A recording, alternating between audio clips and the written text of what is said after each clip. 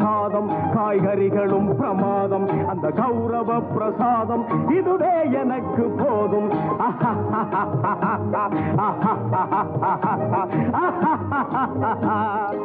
Hi friends, welcome to Alli's Darbar.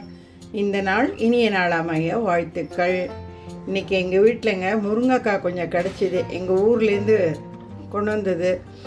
அந்த முருங்கைக்காயை அப்படியே முருங்கைக்காய் தொக்கு மாதிரி பண்ணலான்ட்டு ரெடி பண்ண போகிறேங்க. கிட்டத்தட்ட ஒரு 10 முருங்கைக்காங்க இருந்தது. நல்லா இந்த மாதிரி ஓரளவு ஒரு முருங்கைக்காயை 2ஆவோ 3ஆவோ அந்த மாதிரி நறுக்கி நல்லா சுத்தம் பண்ணி கழுவிட்டு இந்த மாதிரி இட்லி பானையிலையோ இல்லை ஒரு ஸ்டீமர்லேயோ வச்சு நம்ம இட்லி வேக வைக்கிற அதே நேரம் ஒரு 5 to 10 minutes போதுங்க. ரொம்ப போட்டு குழையெல்லாம் வேக விடாதீங்க. ஒரு 3/4 பதம் வெந்திருந்தால் போதும். இப்படி முருங்கைக்காயை நசுக்கணும்னா நல்லா நசுங்கணும். உள்ளுக்குள்ளே இருக்கிற அந்த விதை சதைப்பகுதி இதெல்லாம் கொஞ்சம் வெந்திருக்கணும், அவ்வளோதாங்க. அந்த மாதிரி வேக வச்சு எடுத்து வச்சுக்கோங்க. அடுத்த ஸ்டெப் நான் ஒன்று உங்களுக்கு எப்படி தொக்கு பண்ணுறதுன்னு செஞ்சு காட்டுறேங்க. இப்போ நான் நல்லா மூடிட்டேன். நான் வேக வச்சுட்டு அதில் உள்ள அந்த சதை பகுதியெல்லாம் எடுக்கும்போது எப்படி எடுக்கணுங்கிறதையும் உங்களுக்கு எடுத்து காட்டி அடுத்தடுத்த ஸ்டெப்பு நான் சொல்லி கொடுக்குறேங்க.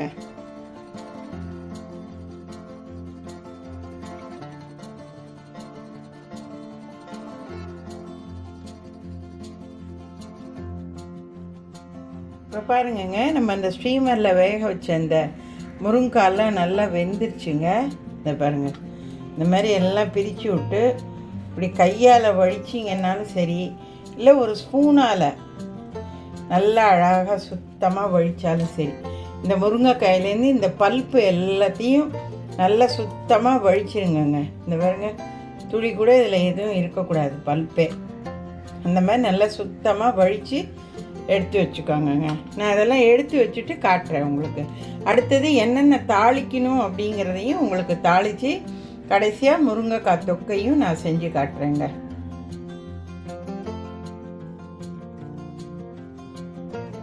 இப்போ பாருங்கங்க, இந்த முருங்கைக்காயில் உள்ள இந்த பல்ப்பு எல்லாத்தையும் இந்த மாதிரி ஒரு கரண்டியால் அழகாக வழித்து எடுத்து இந்த பல்ப்பு பூரா இதில் வச்சுருக்கேங்க. நான் இதுக்கு வந்துங்க புளித்தண்ணி கொஞ்சம் ரெடி பண்ணி வச்சுக்கோங்க, டைல்யூட்டாக கரைச்சது. இப்போ இந்த முருங்கைக்காய் பல்ப்பங்க மிக்சியில் சேர்த்து விப்பர் மோடில் சும்மா ஒரு விப்பு இல்லைன்னா 2 விப்பு போட்டு அப்படியே பேஸ்ட்டு மாதிரி அரைச்சிடாதீங்க.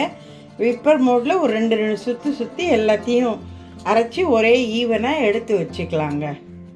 அப்போ தான் நம்ம தாளித்து கொதிக்க வச்சு தொக்கு பண்ணும்போது நல்லா சேர்ந்த மாதிரி தொக்காட்ட திரண்டு நல்லா வருங்க. இப்போ பாருங்கங்க, ஒரு 10 பூண்டு பல்லை அப்படியே தோலோடு நசுக்கி வச்சுருக்கேன். ஒரு 5 காஞ்ச மிளகாயை கிள்ளி வச்சுருக்கேங்க. இப்போ கடாயில் நல்லா ஒரு 200 ml நல்லெண்ணெய் சேர்த்துருக்கேன். பாருங்கங்க, கடுகு வெடிச்சதுக்கு அப்புறம் வெந்தயம் போடுங்க. ஏன்னா ரொம்ப செவந்து போயிடும், அப்புறம் கசக்க ஆரம்பிச்சிருங்க. கடுகு நல்லா படபடன்னு வெடித்ததும் 1 டீஸ்பூன் கடுகு வெடிச்சிட்டு 1 டீஸ்பூன் வெந்தயம் போட்டு இந்த தட்டி வச்சுருக்கிற பூண்டையும் வெறும் மிளகாயாக போடுங்க, விதையெல்லாம் போடாதீங்க. போட்டு நல்ல 1 டீஸ்பூன் மஞ்சத்தூளை போட்டு இந்த பூண்டு கொஞ்சம் கோல்டன் ப்ரௌன் கலர் வர வரைக்கும் கொஞ்சம் லோ ஃப்ளேமில் வச்சு நல்லா இதை கொஞ்சம் வதக்குங்க. இந்த இடத்துலங்க பூண்டு டேஸ்ட்டும் உங்கள் விருப்பத்தை பொறுத்து தாங்க. பூண்டு டேஸ்ட்டு பிடிக்கும்னா பூண்டு சேர்த்துக்கோங்க, இல்லைன்னா ஸ்கிப் பண்ணிவிடுங்க. இப்போ இது கொஞ்சம் கோல்டன் கலர் வந்ததுக்கப்புறம் நம்ம அந்த அரைச்சி வச்சுருக்கிற முருங்கைக்காய் பேஸ்ட்டை இதோடு சேர்த்து வதக்குவோங்க. நான் வதக்கிட்டு அடுத்தது பாருங்கங்க, இந்த முருங்கைக்காய் தொக்குக்கு தேவையான உப்பை சேர்த்து வதக்குங்க. அப்போ தான் நல்ல தொக்கு மாதிரி வதங்கி வரும் உங்களுக்கு. நல்லா கொஞ்சம் மீடியம் ஃப்ளேமாகவே வச்சுட்டு பக்கத்திலே இருந்து செய்யுங்க, இல்லைன்னா டக்குன்னு அடி பிடிச்சி போயிடும். அந்த மாதிரி நல்லா வதக்கி விடுங்க உப்பை போட்டுட்டு. கருவேப்பிலை சேர்க்குறதும் ஆப்ஷனல் தாங்க. சேர்த்தும் செய்யலாம், சேர்க்காமலும் செய்யலாம். கருவேப்பிலை சேர்க்குறது இது உங்களுக்கு தொக்கு ஊறுகாய் டைப்பில் பண்ணுறதுங்க. அதனால் இதில் தக்காளியோ வெங்காயமோ சேர்த்து பண்ணுறது கிடையாது. இப்போ பாருங்கள், ஓரளவு நல்லா உப்பு சேர்த்து வதக்கினதுனால வதங்கிடுச்சு. நான் நல்லா ஒரு கப்பு அளவுங்க டைல்யூட்டாக கரைச்ச புளித்தண்ணி, சாரி தடப்படான்னு சத்தம் கேட்குது பாருங்கள், இதோட இதை சேர்த்து நல்லா இதை லோ ஃப்ளேமில் விட்டு ஃபஸ்ட்டு இந்த புளியோட அந்த பச்சை வாசனையெல்லாம் போகிற அளவுக்கு கொஞ்சம் இதை நல்லா கொஞ்சம் கொதிக்க விடுங்கங்க. இப்போ இந்த நேரத்தில் கொஞ்சம் இதை டேஸ்ட் பண்ணி பார்த்துக்கோங்க, உங்களுக்கு உப்பு டேஸ்ட்டு கரெக்டாக இருக்கா, புளிப்பு டேஸ்ட்டு கரெக்டாக இருக்கான்னு. ஏன்னா கடைசியாக இதில் கொஞ்சோண்டு நம்ம வெல்லம் சேர்ப்போங்க, வெல்லம் சேர்த்தா தான் அந்த டேஸ்ட்டு நல்லா வரும். அதனால் தண்ணி இன்னும் ஊற்றிடாதீங்க தயவு செஞ்சு. தண்ணி அதுக்கு தான் புளி தண்ணியை டைல்யூட்டாக கரைச்சிக்க சொல்கிறது, திக்காக இல்லாமல். இப்போ இது கொஞ்சம் நல்லா கொதிக்கட்டும், அடுத்த ஸ்டெப் காட்டுறேன் நான். இப்போ பாருங்கங்க, இதை ஒரு 5 நிமிஷமாக நான் நல்லா மூடி போட்டு லோ ஃப்ளேமில் வச்சு இந்த புளித்தண்ணி ஊற்றினதுக்கப்புறம் இதை நல்லா நான் கொதிக்க விட்டுருக்கேங்க. இப்போ நான் கொஞ்சம் டேஸ்ட்டு பார்த்தேன், உப்பும் புளிப்பும் கரெக்டாக இருக்குது. இப்போ காரம் வந்துங்க நல்லா 3 டேபிள் ஸ்பூன் தனி மிளகாத்தூள் அது சேருங்கங்க. சேர்த்துட்டு நல்லா ஒரு தடவை வதக்கி விட்டுட்டு திருப்பி ஒரு 5 மினிட்ஸ், ஏன்னா மிளகாத்தூள் போட்டு ரொம்ப நேரம் வதக்க விடக்கூடாதுங்க. அதுக்காக தான் முதல்ல நம்ம புளி தண்ணியெல்லாம் ஊற்றி உப்பெல்லாம் போட்டு இந்த முருங்கைக்காயை நல்லா நம்ம தொக்கு பதத்துக்கு நல்லா வேக வச்சு எடுத்து வச்சுக்கணும். அதே நேரத்தில் இந்த புளித்தண்ணி பச்சை வாசனையும் போகணுங்க. இப்போ நான் என்ன பண்ண போகிறேன், 3 டேபிள் ஸ்பூன் மிளகாத்தூளை போட்டு நல்லா ஒரு வதக்கி ஒரு 5 மினிட்ஸ் போடுங்க. போட்டுட்டு அப்படியே எல்லாம் ஒன்றா சேர்ந்து வந்ததுக்கப்புறம் இந்த எண்ணெய் ஒரு மாதிரி பிரிஞ்சு வரும் இல்லையா, அந்த மாதிரி நேரத்தில் இதை ஆஃப் பண்ண வேண்டியதாங்க.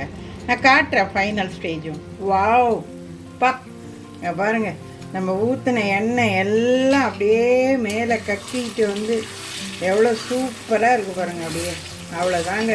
இப்போ அடுப்பை ஆஃப் பண்ணிவிடுங்க. இந்த சட்டி சூட்லேயே அப்படியே கொஞ்சம் நேரம் ஒரு 10 நிமிஷம் இருக்கட்டுங்க. இது நல்லா ஆறுனதுக்கப்புறம் ஒரு கண்ணாடி பாட்டிலில் போட்டு அழகாக ஃப்ரிட்ஜில் எடுத்து வச்சுங்க. இட்லி, தோசை, சப்பாத்தி, பூரி, பொங்கல், வெரைட்டி மீல்ஸ் எதுக்கு வேணாலும் தொட்டுக்கிட்டு சாப்பிட்லாங்க. அருமையாக இருக்குங்க, நல்லா செமையாக. எப்பா பார்த்தாலே வாய் ஊறுதுங்க, அப்படியே அவ்வளோ டேஸ்ட்டாக. நீங்கள் முருங்கைக்காய் தொக்குன்னு சொன்னால் தாங்க தெரியும், இல்லைன்னா தெரியவே தெரியாது. சாப்பிட்டு பார்த்துட்டு தக்காளி தொக்குன்னு தான் சொல்லுவாங்க. அந்த மாதிரி தான் இருக்குது பார்க்கும்போது, சாப்பிட்டா தாங்க தெரியும் முருங்கைக்காய் தொக்குன்னு.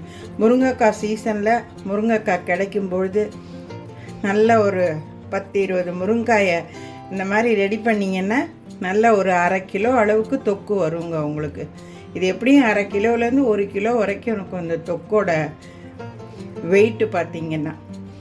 நம்ம வீட்டில் ஒரு 5-6 பேர் இருக்கோம் அப்படின்னு சொன்னால் ஆளுக்கு கொஞ்சம் எடுத்து சாப்பிட்டோன்னு சொன்னால் 1 மாதத்துலே காலி ஆகிடுங்க. நம்ம அதுக்கப்புறமும் வச்சுட்டு சாப்பிட்றது நம்மளுடைய இதில் இன்னொரு முக்கியமான ஒரு இன்க்ரீடியன்ஸை சேர்க்கணுங்க. கொஞ்சம் ஆறுனதுக்கப்புறம் வெந்தய பொடிங்க ஒரு டீஸ்பூன் இதில் சேர்த்து விட்ருங்க. அப்படியே ஊறுகாய் மாதிரி கெட்டே போகாதுங்க. கெட்டு போச்சுன்னா அது நம்ம ஏதாவது ஈரக்கையை இல்லை ஈர ஸ்பூன் போட்டு எடுத்ததுனால தான் கெட்டு போயிருக்குமே தவிர அதர்வைஸ் இது கெட்டு போகிறதுக்கு வாய்ப்பே கிடையாதுங்க இதில். ஓகே, நான் எல்லாம் ரெடி பண்ணிவிட்டு எடுத்து வைக்கும்போது உங்களுக்கு காட்டுறேங்க. நான் என்னங்க நல்லா சூப்பரான அருமையான முருங்கைக்காய் தொக்கு ரெடி ஆயிடுச்சுங்க. இந்த பக்கத்துலேயே பாட்டில் வச்சுருக்கேன் பாருங்கள், சுத்தம் பண்ணி. அந்த இந்த மாதிரி ஒரு பாட்டிலில் எடுத்து ஃப்ரிட்ஜில் வச்சுக்கிட்டு தேவையானப்போ எடுத்து யூஸ் பண்ணுங்கங்க. ஹேவ் இட் எம்மி. See you next.